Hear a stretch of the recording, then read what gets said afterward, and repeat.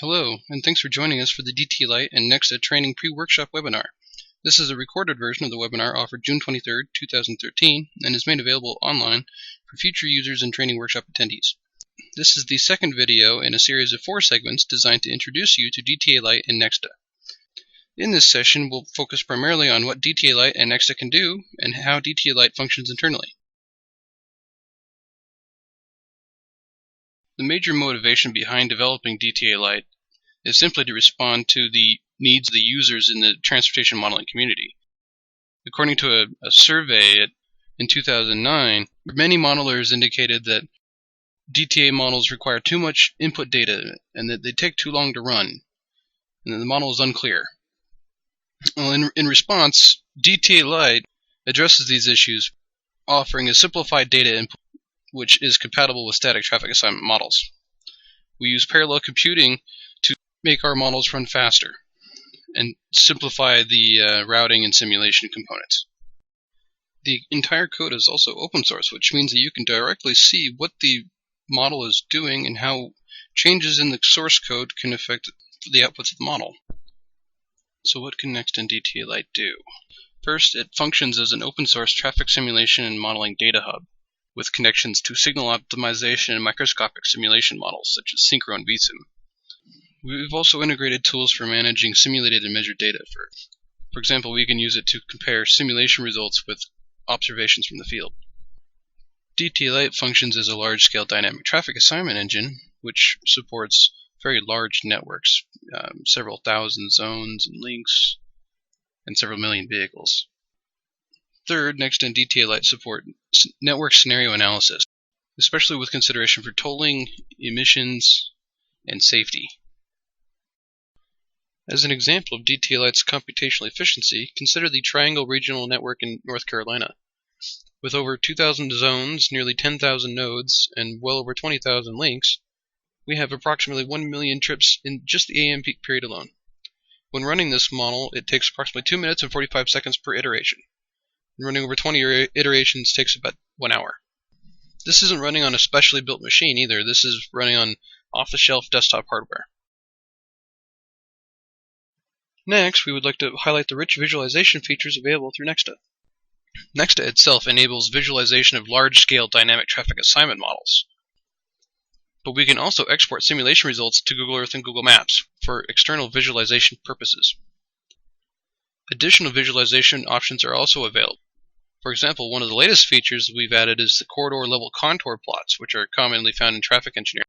This allows us to visualize speed and density contours through bottlenecks in the network.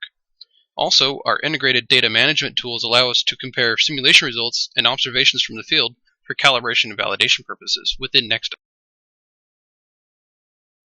Both NeXTA and DTAlite are open-source, free software packages. NeXTA is the front-end graphic user interface, and it's coded in C++. You may be familiar with version 2, which was the GUI for TransSims and Dynasmart. This is the new version 3. It's been completely rebuilt from the ground up, with a GNU license as an open-source data hub. The new version of NeXTA allows you to import networks from other regional planning models such as Transcad, VSUM, and Cube. This is accomplished using GIS shapefiles, so we not only support those models, but also generally importing shapefiles. We can also import data from various sources, including traffic volumes, speeds, GPS data, and Google public transit feeds. NeXTA also has the ability to export data to Google Earth and Google Fusion tables for visualization purposes. We also have the ability to export network and signal data for Synchro and VSUM through our Quick Estimation Method tool, or QEM tool, which is based upon the Highway Capacity Manual methodology. DTAlite is also coded in C++, just like NeXTA, but this functions as a lightweight and agent-based dynamic traffic assignment simulation model. It can run integrated with NeXTA, or it can run on its own, and it has a built-in origin-destination demand matrix estimation program. So now that we've introduced NeXTA and DTAlite, let's take a closer look at each software application. First, we'll take a look at NeXTA as an open-source data hub. Then we'll take a look at DTAlite's internal functions. Specifically, we'll focus on agent-based modeling and the internal traffic flow models that we use to move vehicles through the network. Then we'll wrap things up by looking at the streamlined workflow enabled by using NeXTA and DTAlite. So let's start by talking about the open source data hub built into NeXTA. In general, transportation decision-making is complex, and it requires consideration for multiple levels of analysis or domains. This multi-level approach to transportation decision-making is exemplified through integrated modeling practices. But we've noticed that many integrated modeling practices are ad hoc. If we were to examine current practices in integrated modeling, we often see multiple models with different resolutions, different data sources, different data types, and we see that they're shared between multiple models. For example, we might use the network and demand data from the travel demand model and use that for the dynamic traffic assignment model. We might use field data to check our DTA model and our microsimulation model. In general, while multiple applications enable this type of data sharing, it's not explicitly stated, and oftentimes it's very ad hoc. With the NeXTA Data Hub, we're trying to build a systematic approach to integrated modeling by sharing data through a common data format which can be passed between multiple models. Now that we've taken a look at the concept behind the NeXTA Open Source Data Hub, let's take a look at the internals inside of DTAlite. Primarily, we'll be focusing on the routing and traffic simulation models. First, we'll talk about the agent-based routing engine in DTAlite, followed by an in-depth discussion of the capacity-constrained traffic simulation models. In general, traffic assignment models can be broken down into two different types: traffic analysis zone-based, or TAZ-based, and agent-based models. TAZ-based assignment models assign vehicles to different paths from one zone centroid to another zone centroid. And typically, they all have the same value of time for each type of vehicle. In an agent-based model, like that used in DTAlite, vehicles are moved from one activity location to another activity location, which means that one zone can have multiple activity locations. Each vehicle has its own value of time and value of information, which is important because the agent-based model makes individual decisions about route choice through the network. The agent-based models are important for road tolling analysis and traveler information provision studies.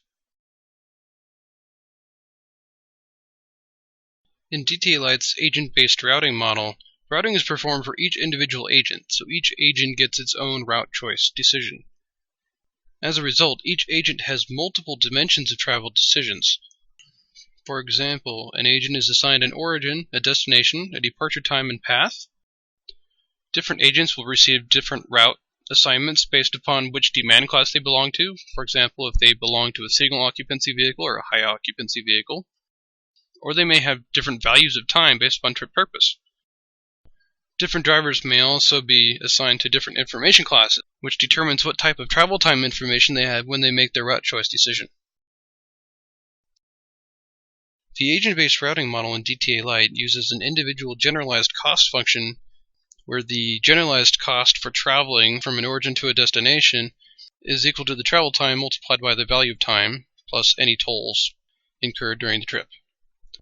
The generalized cost function can be expanded to consider multiple factors, including not just value of time, but value of reliability, or potentially a theoretical value, more like value of safety. DTAlite's routing algorithm individually assigns different vehicles to their own paths in the network, based on their travel cost. Additionally, DTAlite can also adjust the origin, destination, departure time, and path at each iteration, which in this case is a daily iteration. Additionally, an agent's value of time can be assigned in DTAlite using a value of time distribution. An example is shown below where a log normal distribution is used in DTAlite to characterize the value of time distribution for agents in a network. Now that we've discussed the routing model within DTAlite, let's turn our attention to the traffic simulation model. First, we'll start out with a time-varying origin-destination demand, or agent data, which tells us where vehicles or agents start their trips and where they end their trips. We'll feed this information into the traffic simulation, which, for an initial assignment, we'll assign to shortest paths. We'll move vehicles across links and across nodes, and accumulate travel times on links. We'll feed these link travel times, which vary over time, into the shortest path engine. The shortest path engine assembles path travel times and executes user decision making to result in path selection. Once all of the agents in the model have selected a path, we'll feed those paths back into the traffic simulation, in which we'll move vehicles from the origin to the destination again along the path selected, and calculate new link travel times based upon these new assigned paths. We'll keep going in this iterative process until we reach equilibrium. Now let's provide some details about the traffic simulation model. As shown before in the diagram, the traffic simulation model can be broken down into two parts, a link traversal model and a node traversal model. When moving vehicles across links in the link traversal model, we start with an homogeneous link. We first have to consider the capacity constraints. First, we consider the outflow capacity. The outflow capacity controls how many vehicles can leave the link during a certain time period, and we keep track of this using an exit queue at the end of the link. It keeps track of when vehicles arrive at the end of the link and in what order they arrive. We also have to consider the inflow capacity. The inflow capacity controls how many vehicles can enter the link during a certain period of time. We keep track of this with an entrance list, which is similar to the exit queue, but it keeps track of when vehicles enter the link. Next, we have to check the storage capacity. The storage capacity considers the total number of vehicles which can be stored on the link, and in DTAlite it is a function of the jam density and the length of the link as well as the number of lanes. The second component in the traffic simulation is the node transfer, in which we move vehicles from one link to another across a node. First, we check the outflow capacity on the upstream link. This tells us how many vehicles are ready to be moved from the upstream link to the downstream link. Next, we'll check the inflow capacity and the storage capacity on the downstream link. This tells us how many vehicles we can allow to be moved to the downstream link. Then we'll take the minimum between the available inflow and storage capacity and the outflow capacity, which tells us how many vehicles can be moved. And then we'll move those vehicles from one link to another, moving them between the exit queue on the upstream link and the entrance queue on the downstream link. DTAlite allows us to use multiple traffic flow models to move vehicles through the network. We support BPR travel time functions for static-like assignments. We also support multiple queuing models, including the point queue and the spatial queue. The point queue model is the vertical queue in DTAlite and relaxes the storage constraint. The spatial queue model enforces the storage constraint and is similar to the models used in DynaSmart P and DynaST. For the most part, we typically use Newell's model, which is similar to the cell transmission model. Newell's model allows us to consider the effects of shockwave propagation, where the other queuing models do not. In DTAlite, the traffic flow model refers to the traffic flow model on the link. When we're using Newell's simplified kinematic wave model, this is a macroscopic model with a triangular flow density relationship, as you can see on the left. In general, there are only three variables that we have to consider in the model: the free flow speed, the jam density, and the backward wave speed. We can set each of these parameters individually for each link, which controls how vehicles move across each link. The traffic flow model is important because it is how we capture queue propagation in the model. When the entire link is filled, as you can see here in the diagram, the backward wave propagates from the end of the link back to the beginning of the link. And in this case, the outflow capacity is equal to the inflow capacity. This can also propagate upstream to upstream links. While we've described the basic components in the traffic simulation in DTAlite, there are still a few special conditions we need to take into consideration. Most importantly, we'll highlight merge and diverge points and how we handle capacity at those locations. We'll also take a look at how we can handle capacity at intersections. In network modeling, we use merge models to describe how to distribute capacity at points where multiple incoming links meet at a node with only one outgoing link. In the diagram shown below, we have a 4-lane highway meeting with a 1-lane ramp. From a link node perspective, we need to distribute the available inflow capacity to the upstream links. In this case, we often use lane-based methods or demand-based methods. In DTALite, we specifically use a lane-based method to distribute capacity, where we'll check the number of lanes on the upstream link. In this case, we have 4 lanes. We'll check the number of lanes on the ramp, and we'll distribute proportionally by the number of lanes. So in this case, we'll distribute 80% and 20% to the freeway main line, respectively. Additionally, more complicated capacity distribution models may use demand to distribute capacity proportionally. In this case, we're showing an example of dynamic capacity distribution based upon demand from the Highway Capacity Manual methodology, where demand on each incoming link determines how the capacity is distributed. Diverged locations in the model are also important and require special handling. This is primarily because the link often experiences different conditions by lane at diverged location. For example, in this diagram we have a freeway with an off-ramp, and if it becomes congested, it is most likely that the right-hand lane will experience more congestion than the rest of the remaining lanes. In this case, it is difficult to accurately capture the effects of the lane-by-lane differences. Additionally, the link-based model enforces a first-in, first-out constraint, in which vehicles can only leave in the order in which they arrive. There's no passing allowed. It is often the case that we have to relax some of these constraints to prevent extreme bottlenecks. Lastly, we'll describe how signalized intersections are handled within DTALite.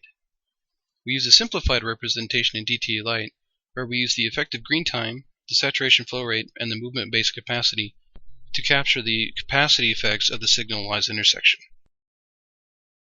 During the green time, we allow traffic to leave the link at the saturation flow rate. During the red time, the outflow capacity drops to 0. In this way, we capture the time-based effects of the signalized intersection on the traffic flow movement through the area. Additionally, we have to relax some of the inflow constraints at the signalized intersections. Using this simplified representation, we can draw a direct link between the signal timing and the hourly capacity in our models. Given our inputs of the hourly average capacity, the cycle time, and offset at the node, we can calculate the effective green time per cycle, where the effective green time per cycle is calculated as the average capacity per hour divided by the saturation flow rate. Now that we've offered some details about how DTALite works, let's take a look at the workflow that we typically employ when working with NeXTA and DTAlite. A typical workflow starts with importing a network, preparing the demand data, performing the simulation and calibration, analyzing the simulation results through data visualization, and potentially also working with signal timing estimation to see how that affects your results. The first step is importing network data, typically from a travel demand model. We use NeXTA to import GIS node, link, and zone shapefile.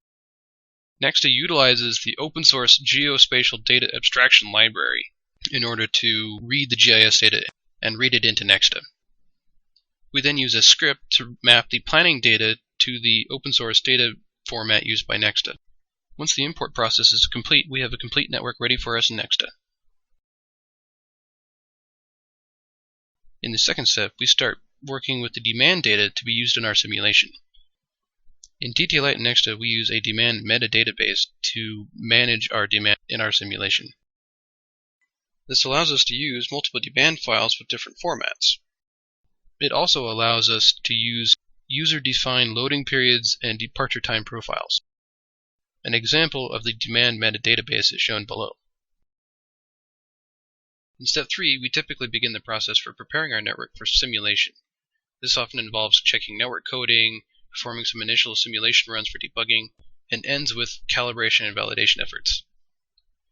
NeXTA's visualization tools make it quite easy to pick out network coding errors, and the time-dependent visualization features can help simplify debugging efforts. Additionally, NeXTA has several helpful calibration and validation tools.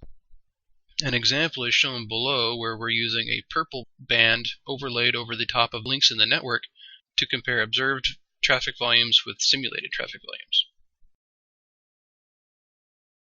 Additionally, NeXTA's built-in data management tools make it easy to assemble comparison datasets, allowing us to quickly compare simulation results with observed field conditions. This example shows the 2010 Clackamas County subarea network, where we're comparing simulated and observed link counts in the study area. After running the simulation, in step 4 we can use visualization and the scenario manager to better understand the network. The scenario manager allows us to evaluate multiple scenarios within a single network. The different scenarios enable us to make different changes in the network for testing. For example, different scenarios can have different values of time, different capacity reduction factors. You can change the route choice parameters, or you can change demand levels for sensitivity testing.